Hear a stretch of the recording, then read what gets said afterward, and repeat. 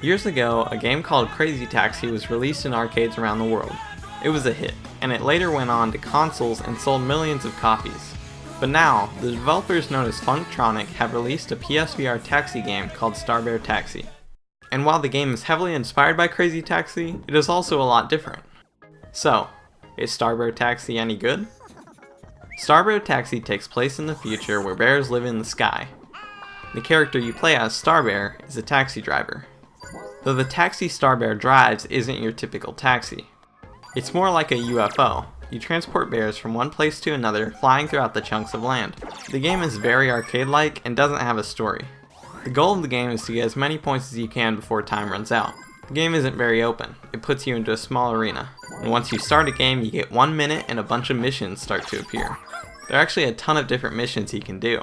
The simplest of these missions being taking a bear from one location to the other. And then there are more complex missions like collecting honey for a bear, destroying things for a construction worker, and even feeding a black hole. As soon as you start a mission, time is added to your timer, and once you finish a mission, you are granted points. The faster you finish the mission, the more points you get, so you'll want to finish missions as fast as possible if you want more time and points. Now the crazy thing about this game is the controls. You use a single move controller, and to accelerate you press the T trigger. To turn, you have to tilt the move controller in the direction you want to go. This is what makes the game crazy.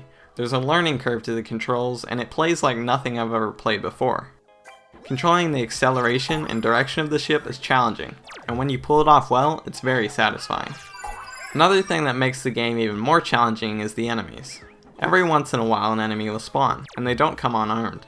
Some enemies will have magnets to pull your ship towards them, some can place bombs, and others even have homing missiles that they can shoot. If you get hit by an enemy, it deducts time from your game. The replayability of this game basically relies on how much you want to play.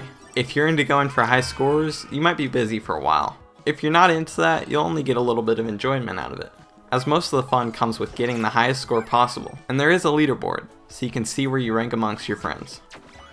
There aren't multiple levels in the game, it's just replaying the same thing, trying to get the best score you can. But there are 2 other game modes, Challenge Mode and Bullet Hell. Challenge Mode is the same as the single player, except if you get hit, it's game over, instead of deducting time like in the normal game. Bullet Hell puts you into a different arena, but instead of completing missions, you're dodging bombs and missiles. There are also points to collect. Your goal is to last the longest and get as many points as possible. This mode was fun for a minute or 2, but didn't hold my attention as long as the other modes. Overall, Starbear Taxi is a fun game. It's nothing mind-blowing, but it's a fun arcade game. It's fast-paced, crazy, and addicting. The graphics and music are great, gameplay is solid, and the inclusion of a leaderboard is also great. If you want a game that you can hop into every once in a while, this isn't a bad option, and it's priced perfectly.